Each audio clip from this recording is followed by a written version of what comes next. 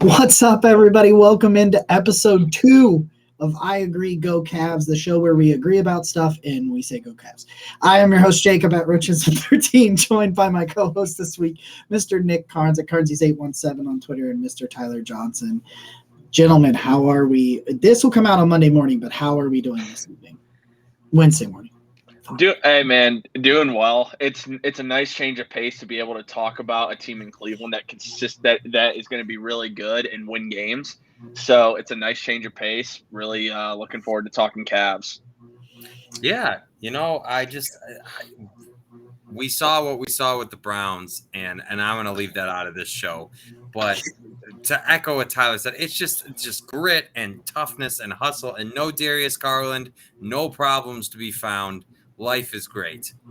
You know what? They've already won as many games as the Browns. Oh, this is sad.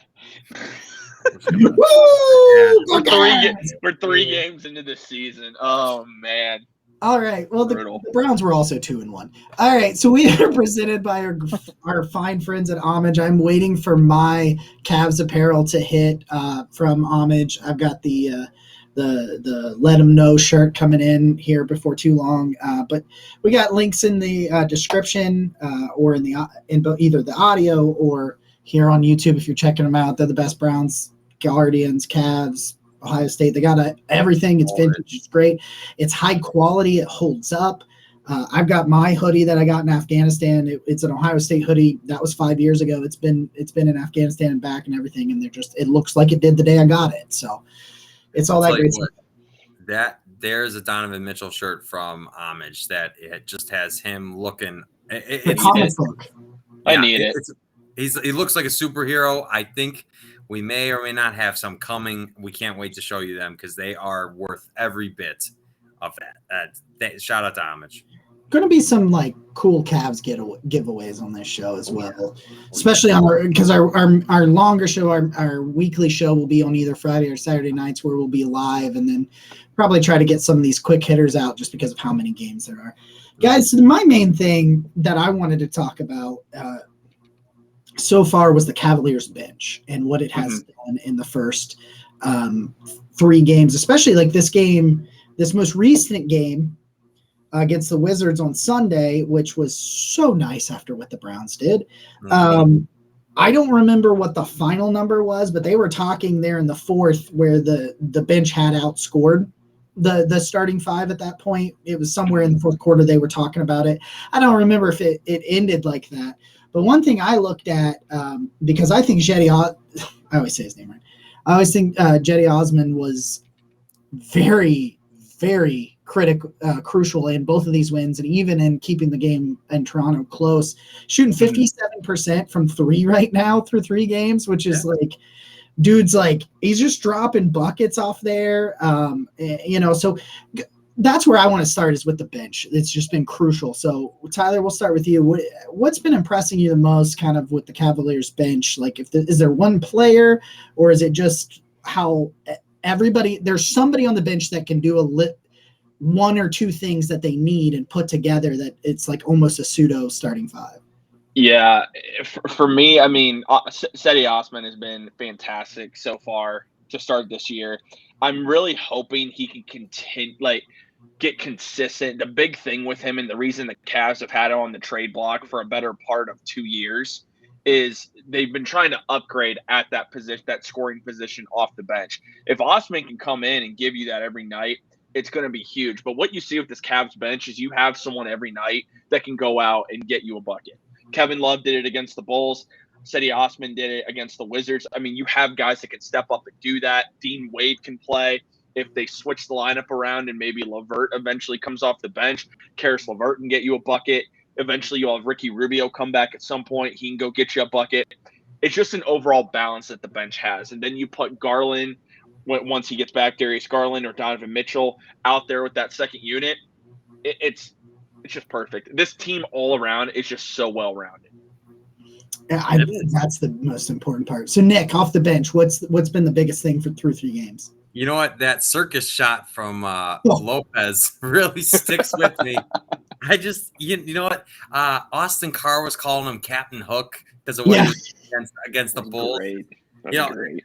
I just it's such an underrated signing. It looks like just somebody that's going to come in, gives effort, is there rebounding and just making those shots near the basket that you're going to those opportunities come early and often with this Cavs team, and so it's really nice to see him taking advantage and just a team that traded away significant assets and still has great depth to it as well. Is really encouraging for me about where this Cavs team can go this year.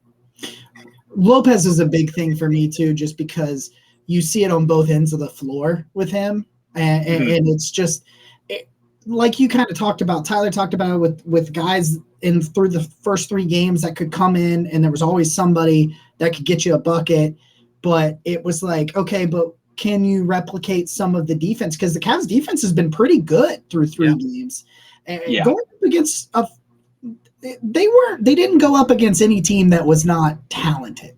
They're not they haven't faced any quote unquote bottom feeders yet. Yeah. Well, maybe things happen or whatever, but they've played some pretty good defense, and I thought that when the second team goes in there, it doesn't really suffer, and a lot of that has to do with Lopez being able to do some of the things. I'm never going to compare him to Jared Allen, but he can do some of those things that Allen can do. And it's like you talk about, in football, if you bring in a running quarterback, you need a backup that's a running quarterback, right? So I think you can see that if you want to play with a true center like they do, you need a backup that can replicate some of that when you switch, because you're kind of predicated on that. So I think that's really important. But I want to point out somebody.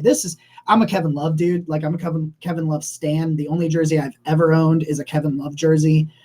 So I'm blocked by Kevin Love. So well, there we go. There we go. I think I know that story. I think we actually talked about it. It's a hilarious story. But anyway, it happens. We all have our moments. There was some bad Kevin Love after LeBron left, but I really love what he's been doing last year and this year. But when we had this first episode, we talked on Friday night after the loss against the Raptors, and I said that we couldn't wait for Ricky Rubio to get back because there was nothing on the bench. Well, these last 2 games from Neto, dude needs a little bit of a dap up here, because this especially, he played some quality minutes against on Sunday against the Wizards. He played some solid minutes in there in that second quarter specifically. Ends up making 3 or 4 shots there and some solid effort on the defensive sides, a little bit of good passing. And I just thought, for a guy that in the first game we gave a lot of shit to, and we were ready to get Ricky Rubio back, I just wanted to give him a little bit props and say, hey, you made some buckets and I'm sorry. Yeah. Yeah. No, the bench has been good, and it's a big part of why the Cavs are 2-1. And I think that transitioned nicely into the star of the show getting MVP chance there. Donovan Mitchell, 100 points through 3 games. He's setting Cavs records already. I want to give a lot of credit to him, because when the Cavs have their home opener against the Wizards, they're coming off a back-to-back. You're playing without Darius Garland, who you're now 2-0 without Darius Garland. I don't know the Cavs record from last year without Darius Garland, but I imagine it's bad. It was not good. It was not good. So, and Donovan Mitchell's already showing you the ability to just carry this team. So the chemistry you're displaying is so encouraging. But I just want to say, he got to 30 points and he was kind of stuck there for a while, and you could see teams getting gassed. Donovan's initiating, doing all this stuff, and so they have every reason to lose that game. Instead, they go to overtime and they win it. And that is such a credit to them early in the season. And I think those wins are really going to matter, because the East is good. The East is really good. Yeah, and with Donovan Mitchell, and the fact that you can trade for a star, because Donovan Mitchell is a star in this league, comes in and it's just seamless. It's like he's been here for his entire career. The chemistry between all of his teammates has been really smooth, which you normally do not see when you're in the beginning of the season bringing in someone of his caliber. But also, the thing I love about Donovan Mitchell, just the way he carries himself. This is a guy that had a couple turnovers at the end of the game that really made this game go into overtime again. What does he do? Donovan Mitchell puts on a great performance in overtime. And then after the game, he talked about he was still pissed off about those turnovers, that they were even in that position, and he took responsibility for it. We talk about being a leader, taking responsibility for another team we really like to talk about. Donovan Mitchell is doing that, and he's not even been here for a full year. So love Donovan Mitchell. You can't say enough good things about him. He's leading this team without Garland even being available. And the fact that you can see how close Garland and Mitchell are already, oh, man, It gets you really excited. Dude, it's like I talked about this, and Tyler, you weren't with us on Friday. Like, I keep coming back to, I remember Kyrie in 2016 just being a bucket. And like Donovan Mitchell, that's what Donovan Mitchell is already. And it's like, and we talk about, the facilitating with Garland out, and it's like, it hasn't missed a beat. Like, in no way, shape, or form do I not want Darius Garland on the court. But it's insane. Like, okay, so if you had lost, let's rewind to that first game, and let's say that it's Donovan Mitchell that goes down and not Darius Garland. You would expect this team to still play relatively well and work together, because it's practically the same team minus a few pieces here and there that it was last year. And you would say, well, Garland has this rapport with everybody, and Karis LeVert would probably slide right in like he kind of has as another ball handler, and you'd be like, okay, that's fine, because this team has been together. No, it's not the guy that just got here that's not on the court. It's the guy that just got here. I mean, you said this. It's that dude. It's already his team, and I think it's a co-team. I think it's him and Garland, kind of like you said, Tyler. They're just like, they're best friends already, which is just, yeah. The problem you had, I believe, when LeBron and Kyrie were here, both fantastic players. The reason it broke down is Kyrie was pissed off when LeBron came back initially, because Kyrie was told, this is your team. And Kyrie had signings lined up. He had Trevor Ariza, Gordon Hayward, a couple signings already lined up that were out the door as soon as LeBron agreed to come back here, and Kyrie was still pissed. You're in a situation now, it might be Darius Garland's the star, whatnot, like this was his team. I don't get the sense there's any ego trouble with this team whatsoever. Mitchell, Garland, Evan Mobley, Jared Allen. Evan Mobley, I'd like to see and I think he will, as we move more into the season, get more involved in the offense, because I think Evan Mobley could end up being one of the top 10 players in the NBA just based off the talent he has. But that's the big difference you see between this team and the Cavs team when you had LeBron and Kyrie. Huge difference here with that. Yeah. And I just wanted to compare the ability to get a bucket, but so you still have that playmaking ability minus that part. And it's like, okay.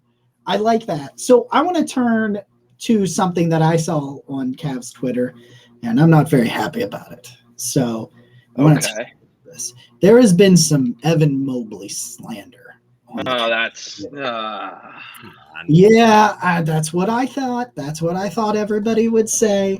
And to me, it's so crazy because basketball is an 82 game season, and it's so both basketball and baseball are so significantly different in the way you have to manage things compared to football. It's just so much more out there. I'm like, we're 3 games in, and I've thought Evan Mobley has been pretty good. I mean, he hit a 3. That was awesome. Mm-hmm. And I've had no issues with him. So what's good? Let's put this slander to bed. You know what? You can see that between Mobley and Allen, the paint is just a no-fly zone for opponents. And so that in itself is such a – I mean, not even the LeBron Cavs had that type of interior defensive presence that these Cavs now do. So Evan Mobley's given that to you every night, right? Regardless of what his offensive game is doing. And that's massive in itself. And I think, especially when you have Garland and Mitchell, those guys are going to soak up a lot of the offense. That's what they're there to do. So So maybe you're not going to see Evan Mobley being featured just yet. Part of that's probably that Donovan Mitchell's figuring out his role as, because now he's been thrust into this position where I'm sure initially the Cavs were planning on Darius Garland doing a lot of the ball handling, and that's obviously he's not there. So when you're put in this situation, I think there's going to be a little bit of a period where yes, let's see what Donovan can do. Let's see how he operates this team. And so there probably is a bit of a transition there to get guys that maybe need a little bit more initiation than say the creators do. Yeah, I think with Evan Mobley, the reason people might slander him just a little bit is right now he has, and again, you're 3 games into the season. He's averaging 13 points a game. He's averaging a steal, a block, an assist, 5 boards. The shooting numbers, he's shooting about 56% right now, but I think people are just expecting him, and myself included, to take that next step, become this all-star talent. The reality is with Evan Mobley, he's going to be a guy that's not going to get the attempts that once Garland comes back, he's not going to get those attempts. Evan Mobley is going to be in a Chris Bosh type of role of when LeBron joined the Heat. That's what we're going to see with Mobley. Mobley right now against the Wizards, 7 field goal attempts. Against the Bulls, 9 field goal attempts. Against the Raptors, 9 field goal attempts. He's not going to get a lot of field goal attempts. That's just where we're at. But Evan Mobley's also a guy that can get you a bucket when you need a bucket. And I think the reason, if anyone's saying like slandering Mobley, one, I just think they just want something to complain about. But 2, this guy, he's still a really young player, and he's not going to be the focal point of the offense. It's just not how it's going to be. And if people are expecting him to go out and average 25 points a game, 10 boards, 4, whatever it might be, it's just not going to happen. Like, not with this team. And I think Evan Mobley understands that. And that's why, again, we talk about just the mentality these players have. You need a guy like Evan Mobley on this team that's going to understand this is what my role is going to be. Mm-hmm.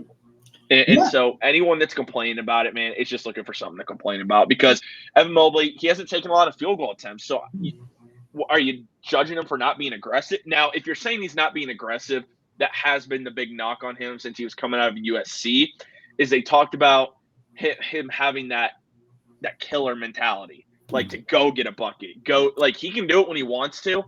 But I would say he doesn't necessarily have that mentality built into him yet. But again, still a very young player. Is he 21? I think he's 22. But either way, he's really young. Yeah. Like, that's my point. I was thinking he was like 21 for some reason. I really, you know what? So say the Cavs entered this year basically running it back without Donovan Mitchell. I think there would be significant pressure on Mobley to be that second scorer next to Garland in order for the Cavs to really ascend. Whereas now when you have Mitchell and Garland, there's not as much pressure on Mobley to be this, to have to develop into that guy. And I think we all hope he will and think he can, but at least to me, it's a good thing that Mobley doesn't have that pressure on him, because it can develop over time. Like, I think, part of it, you could say with Isaac Okoro, that shooting is still in his head. Right. Whereas that's a whole other subject, Nick. Yeah, it is a whole other subject. We don't have time for that today. I know. And I'm not trying to dwell on that. But all I'm saying is that I think the best case scenario is that Evan does not have the pressure of being the number 2 scorer on the Cavs on his shoulders. And he can come along. Like we said, he's a young player. So now you're going to be able to have that relieved from you. You can focus on being great on defense and rebounding. And then, yes, could he be the 3rd scorer? I think very much so. He's 21. 21. Okay. Okay. All right. Well, he turned 21 in June. And real quick, because I doubt I'll be able to hop on with you guys live later this weekend. I do want to say something about Isaac Okoro. I've been really patient with him. I was one of those guys that said, you got to give him time. You got to give him time. The Cavs are at a point, you're contending. Like, you can't wait around for Isaac Okoro to develop. He either is going to develop or you got to play.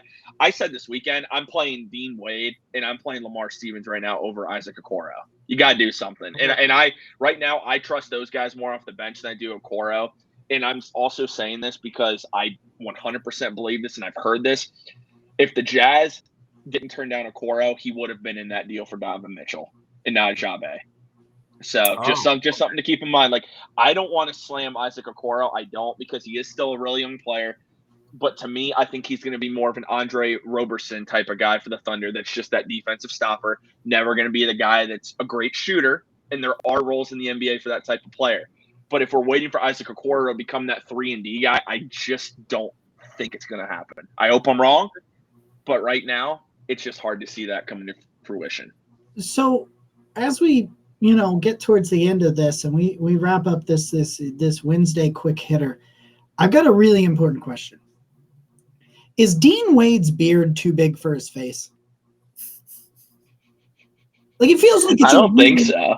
I think it's a lot bigger than it should be. Like, I think like there is a lot of beard there and just not a lot of face.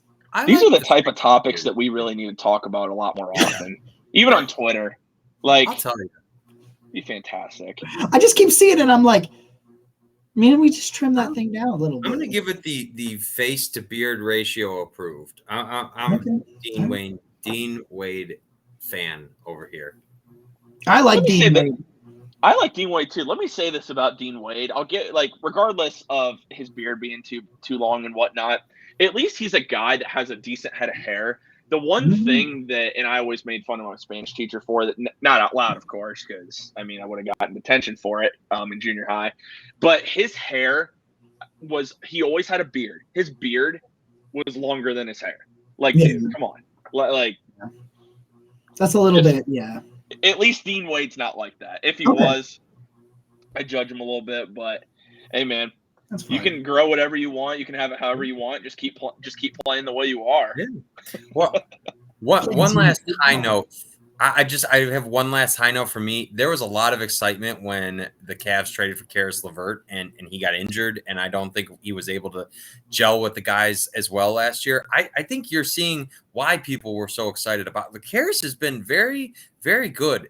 He's dribbling well. He's initiating. He's shooting pretty well. I think a lot, and defensive effort too, right? Because a lot of people knock his defense, but I think he's filled in very nicely, because when Isaac Okoro struggled, right, LeVert has been great. And I think LeVert, the way he has ran and facilitated the offense, I think we talked about this on episode 1, where I could see, and Tyler kind of alluded to this, where when Garland comes back, that LeVert might not be in the starting lineup so that he can run point when Garland and Mitchell are off the court. Although I know JB has talked about having at least one of them at all times, and I know that sort of thing. But if you want to go away from that a little bit, I think Caris is probably the guy that, he does that. Caris LeVert's biggest problem throughout his career so far, and I'm hoping it gets better this year, and I think it slowly is. Even though he's only shooting 30% from the field right now, I think that'll start to improve. But his decision-making so far has been pretty solid. Okay. His shot selection has always been something that throughout his career he just is not great at. I'm hoping it improves, because Caris LeVert needs to have a big year if he's going to remain with the Cavs. He is going for a contract. He wants to stay here. I mean, this is basically home for him. So, I mean, because since he's from Columbus, Ohio, he wants to stay. It's going to get very interesting here, because if he doesn't have, take that next step and really make a huge impact, he's going to lose money, but two, I'm wondering what the Cavs do, because they could look at the deadline. If they think there's a better option out there, they might trade Caris LeVert if they don't see coming to an agreement with them. I agree. Something to keep an eye on. Yeah, I agree. Go Cavs.